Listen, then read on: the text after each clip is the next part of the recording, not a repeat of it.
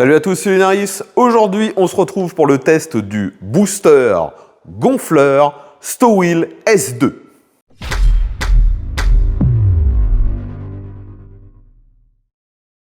Donc les amis, on se retrouve de nouveau pour tester un booster gonfleur. Actuellement, en période hivernale, ce genre de produit est clairement indispensable. Je pense qu'avec la vague de froid qu'on a eue il y a quelques jours, vous vous en êtes aperçu. Donc, aujourd'hui, un modèle de la marque Stowheel. Et on va voir ensemble en premier ce qu'il y a dans la boîte, quelles sont les caractéristiques du produit. Et ensuite, je vais vous montrer tous les tests que j'ai pu faire sur mes véhicules, des redémarrages, des gonflages. Et on se retrouve pour la conclusion. Donc on va commencer par le déballage du produit. Vous voyez que c'est livré dans ce carton. On retrouve les références. Donc on nous dit ce que c'est, jump starter et compresseur d'air. On nous rappelle quelques fonctions, les différents usages, enfin rien de très surprenant. Déballons ça. Donc déjà, c'est livré dans une housse, ça c'est pas trop mal. Par contre la housse est très très sobre, il n'y a absolument rien d'écrit dessus. Et on retrouve donc les accessoires ainsi que le booster. On va commencer tout de suite par le booster. Donc il est assez volumineux quand même. Il est un peu épais. Donc on retrouve la fonction, donc en anglais jump starter, nous on appelle ça un booster, mais on devrait dire jump starter. Donc c'est un 3000 ampères, c'est exactement le S2, et on nous rappelle que donc théoriquement ça redémarre des moteurs diesel des moteurs essence pardon, jusqu'à 6 litres de cylindrée, et diesel jusqu'à 4 litres 5. Et ensuite, là vous voyez qu'il y a petite protection, c'est pour ça qu'il y a cet effet un peu rayé. Et on retrouve donc l'écran qui nous indique la charge, ici la pression, et on peut changer l'unité de pression, donc kilopascal, PSI ou bar. On a différents pré-réglages, moto, vélo, ballon, et on peut bien sûr changer. Donc tout ça c'est pour la pompe. Et si nécessaire, on a aussi une lampe, avec possibilité de clignotant et un genre de SOS. On a une petite poignée pour le maintenir, ça c'est pas trop mal, et c'est pas trop lourd finalement, vu sa taille on s'imaginerait que c'est plus gros, enfin plus lourd. Ici on retrouve le connecteur pour les pinces de redémarrage ainsi que pour la pompe. Et de l'autre côté, on a USB type C, USB normaux, donc c'est avec le type C qu'on recharge également le produit. Là vous voyez, c'est précisé, USB type C, USB 2. Donc voilà, pour le produit en lui-même. Maintenant revenons un peu sur les accessoires. Donc on a bien sûr des pinces pour le redémarrage, lié à un petit boîtier de contrôle. Il n'y a pas de bouton dessus, il y a juste un petit voyant. Les pinces sont assez classiques, elles ne sont pas d'un gros diamètre, ni les câbles d'ailleurs. Ensuite, le tuyau pour regonfler. On a un câble USB vers USB type C pour la recharge et quelques adaptateurs si on veut regonfler d'autres choses comme des ballons par exemple. Et au fond de tout ça, une toute petite notice qui logiquement ne devrait pas être très utile. En plus, elle est uniquement en anglais. Donc les amis, afin de tester ce nouveau booster, j'ai le véhicule parfait. Vu que derrière moi, ma Suzuki Cappuccino ne démarre plus, je ne l'ai pas démarrée depuis un bon mois. Elle est restée au froid et la batterie n'a pas apprécié. Donc je vais vous montrer que ça ne démarre pas. Comme d'habitude, je le fais en une seule prise et ensuite je vais redémarrer le véhicule. Donc je commence par vous montrer que ça ne démarre pas. Donc la clé est sur le véhicule. Donc là, je mets le contact. On entend que ça s'allume, j'ai les voyants qui s'allument, mais la radio s'allume également, mais si je tourne la clé, vous entendez le contacteur, le relais de démarreur, mais ça ne démarre pas. Donc, la batterie s'est déchargée, elle n'est pas complètement vide, sinon rien ne s'allumerait. Donc là, on est vraiment dans une situation typique à l'hiver, c'est le froid qui a rendu la batterie défaillante. Donc je connecte les pinces sur le connecteur. Donc, de toute façon, il y a un détrompeur. Vous voyez qu'il y a un sens. Une fois que c'est branché, on a le petit boîtier ici qui clignote.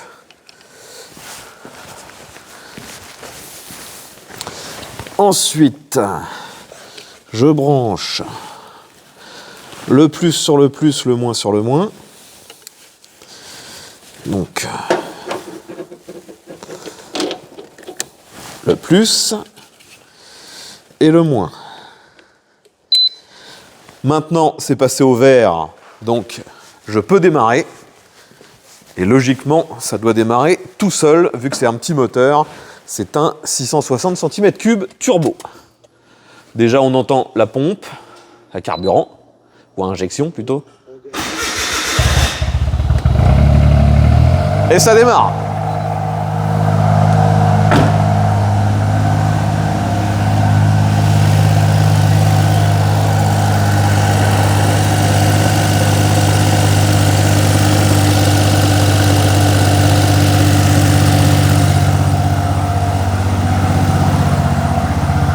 Donc premier démarrage réussi.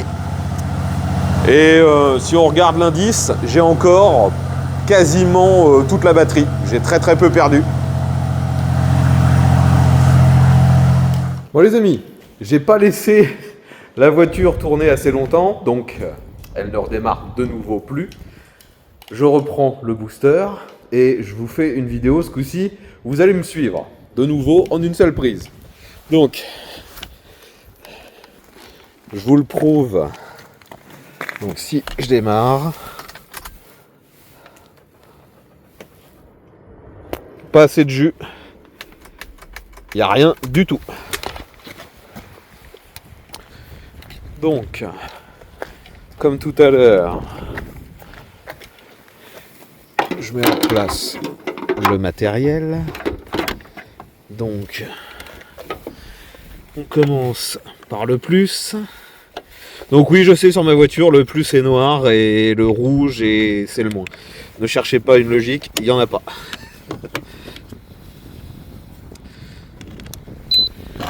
Dès que c'est branché, donc ça s'allume bien. Et maintenant, on va redémarrer. Donc là, vous voyez bien que tout s'allume. Et elle démarre. Donc le booster est vraiment super efficace. Là, c'est juste ma batterie qui doit vraiment être très faible. Il faut vraiment que je la remette en recharge. Bon les amis, après avoir redémarré ma voiture, qui je le rappelle avait un 3 cylindres 660 cm3, donc une petite cylindrée, là on va s'attaquer à quelque chose de beaucoup plus compliqué, une moto, donc on va se dire encore que c'est pas une cylindrée gigantesque, néanmoins on est sur un bicylindre de 1100 cm3, et surtout donc vu que c'est juste un bicylindre, ça fait que les pistons sont très gros, ils demandent beaucoup d'énergie pour être mis en mouvement, et bon, si vous connaissez un peu cette Ducati, vous savez que les démarrages sont assez compliqués, surtout lorsqu'il fait froid. Donc aujourd'hui, je vais vous le montrer, la batterie n'est plus assez chargée.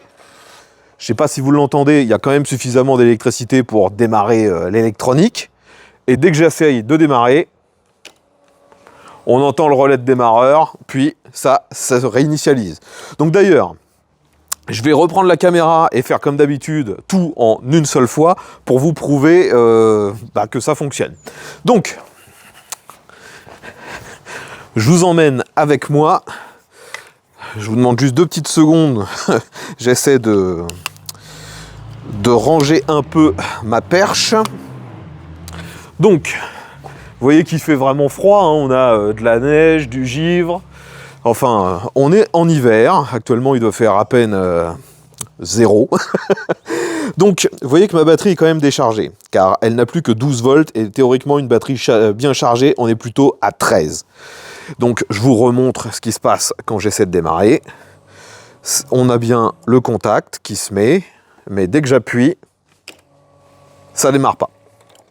Donc maintenant, comme d'habitude, je vais installer le booster.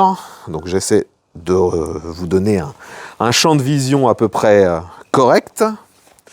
Donc comme d'habitude, le plus sur le plus, le moins sur le moins. Je vais déjà retirer le multimètre, ça ne sert plus à rien. Et maintenant, donc le plus est ici, le moins par là. Donc heureusement les pinces ne sont pas trop grosses, donc on peut les agripper tout ça assez facilement. Hop. Alors, là je suis pas bien pris. Voilà.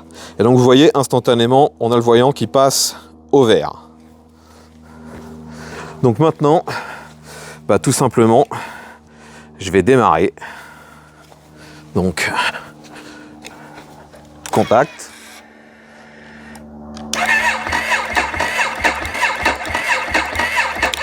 Ah, vous voyez que même avec le booster, hein, la moto est vraiment très très fraîche. Allez. On va laisser le temps que ça se réinitialise. Je ne sais pas si vous le voyez bien, mais là, le petit voyant est passé au rouge. On entend clac, clac, clac. Pour que ça se réinitialise, le mieux, c'est peut-être que je le débranche, puis que je le rebranche. Non, c'est bizarre.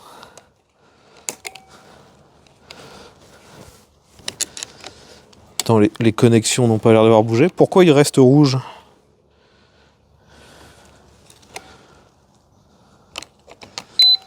Ah, voilà. Donc, on recommence.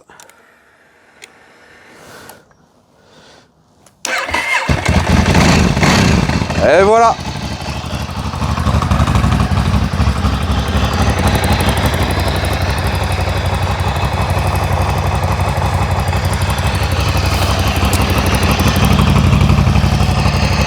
Donc comme d'habitude avec ce genre de machine, si vous n'avez pas une batterie vraiment bien chargée, c'est une galère à démarrer. Là vous l'avez vu, même avec le booster, il a quand même fallu 2 essais, mais ça démarre quand même très bien. Donc là on a le modèle 3000 ampères. Vous voyez que c'est suffisant pour démarrer même une moto de grosse cylindrée en bicylindre.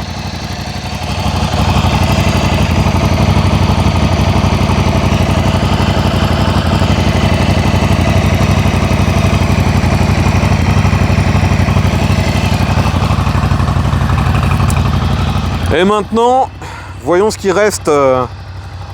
Bon, on nous indique que je suis toujours au plus des 3/4. Hein. Donc, pour l'instant, ça n'a pas pris beaucoup sur la batterie. Maintenant qu'on sait que ça démarre aussi bien voiture que moto, bah, il va falloir essayer le gonfleur. On va regonfler ce pneu. Donc, c'est une petite roue, c'est du 13 pouces. Je commence par me brancher. Hop. J'allume le produit. Donc là, je suis en PSI. Moi, je veux changer l'unité. Donc, je reste appuyé là-dessus. Là, je suis en kilopascal. Et en bar. Donc là, je peux choisir combien je veux mettre. Donc moi, je veux mettre 2. Et ensuite, je lance. Donc là, j'étais à 1,5. Vous voyez que la batterie est à un peu moins de la moitié maintenant.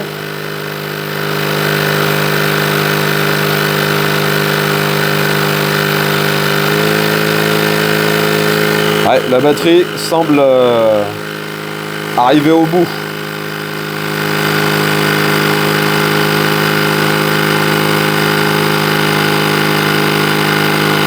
Ouais, ça monte très lentement. Hein.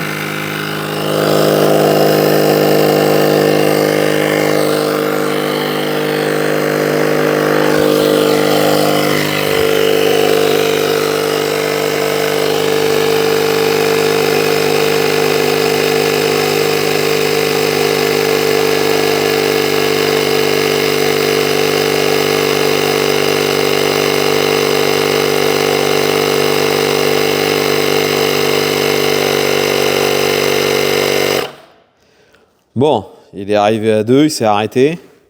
Donc, ça fonctionne. Après, c'est un peu moins bruyant que d'autres que j'ai pu tester, mais c'est tout simplement parce que le compresseur, on a l'impression qu'il tourne un peu moins vite. Hein. On voit bien que c'est pas ultra rapide. Je vais essayer sur un autre pneu. Donc pour changer, je vais me mettre sur ce pneu de moto. Ça fait longtemps qu'elle n'a pas tourné.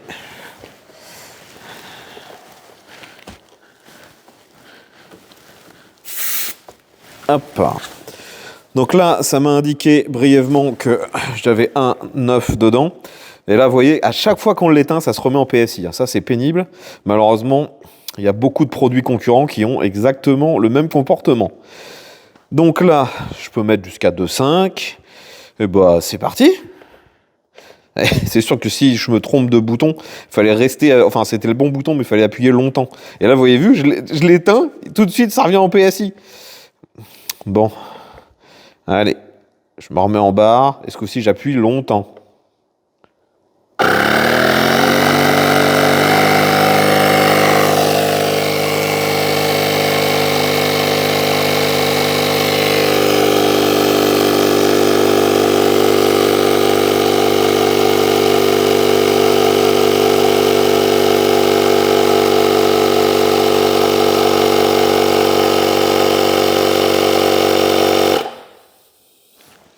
Bon, ça reste relativement efficace. Hein.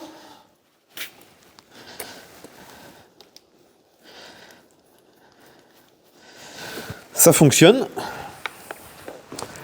Donc les amis, après ces multiples tests, je pense que vous arrivez à la même conclusion que moi. Le produit fonctionne très bien. Donc ça a redémarré, vous l'avez vu, mes voitures, ça a redémarré ma moto, la Ducati, ça a gonflé les pneus sans problème. J'ai également fait d'autres usages que j'ai pas forcément filmés. J'ai redémarré ma Mazda RX-7 avec pas plus tard que ce matin et ça a fonctionné très bien alors que je ne l'ai pour l'instant jamais rechargé. Donc ça fonctionne.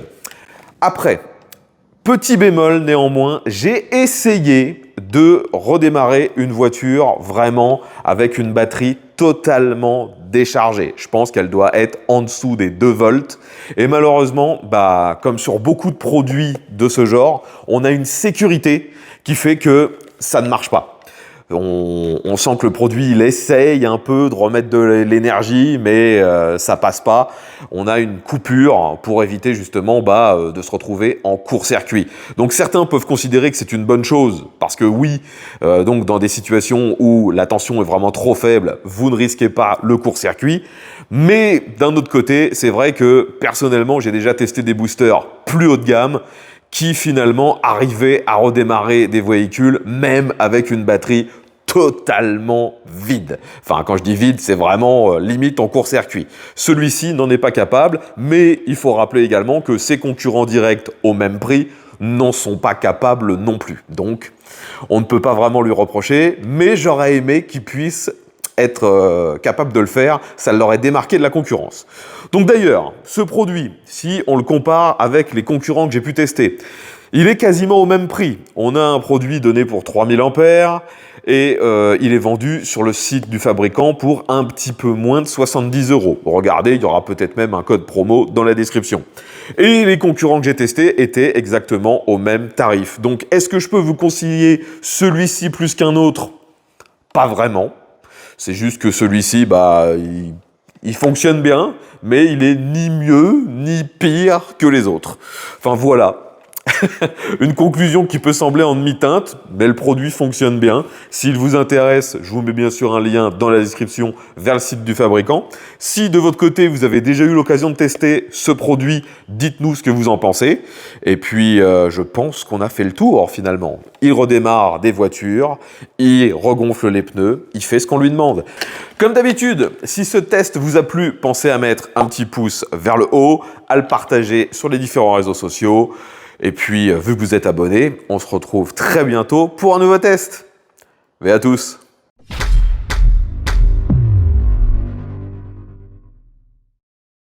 Certains pourraient se demander, est-ce que c'est vraiment mieux que ce qu'on peut avoir chez Lidl ou Action? La réponse est sans équivoque, oui. c'est largement plus performant que ce qu'on peut avoir chez Lidl ou Action. Néanmoins, il y a encore bien mieux sur le marché, mais forcément beaucoup plus cher.